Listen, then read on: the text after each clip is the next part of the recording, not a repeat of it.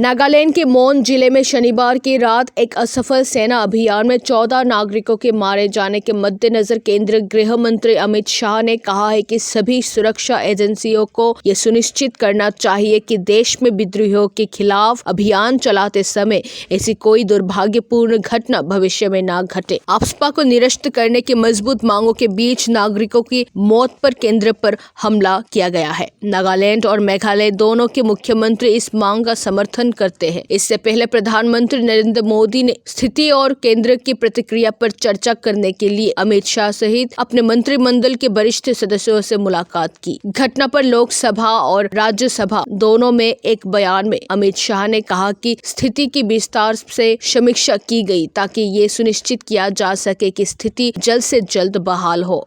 ये कहते हुए कि स्थिति तनावपूर्ण लेकिन नियंत्रण में है। ये कहते हुए उन्होंने तुरंत नागालैंड के राज्यपाल और मुख्यमंत्री से संपर्क किया। उन्होंने कहा गृह मंत्रालय ने भी मुख्य सचिव और नागालैंड के डीजीपी से संपर्क किया और कल पूरे दिन स्थिति की निगरानी की। गृह मंत्रालय ने अतिरिक्त सचिव पूर्वोत्तर के प्रभारी को कोहिमा में प्रतिनियुक्त किया, जिसमें उन्होंने आज सुबह मुख्य सचिव और नागालैंड राज्य सरकार के अन्य वरिष्ठ अधिकारियों के साथ एक बैठक की, जिसमें अर्धसैनिक बलों के वरिष्ठ अधिकारी भी शामिल थे। उन्होंने आगे कहा कि सरकार उभरती हुई स्थिति पर कड़ी नजर रख रही है और क्षेत्र में शांति सुनिश्चित करने के लिए आवश्यकता के अनुसार आवश्यक उपाय की जा रही है। उन्होंने कहा राज्य के अधिकारियों ने एहतियात के तौर पर प्रभावित इलाकों में निषेधाज्ञा लागू कर दी है। सेना के अभियान के बारे में अमित शाह ने इस बात पर जोर दिया कि कैसे भारतीय सेना को मोन जिले के टिजिट में तीरू गांव के पास विद्रोहियों के आवाजाही के बारे में जानकारी मिली।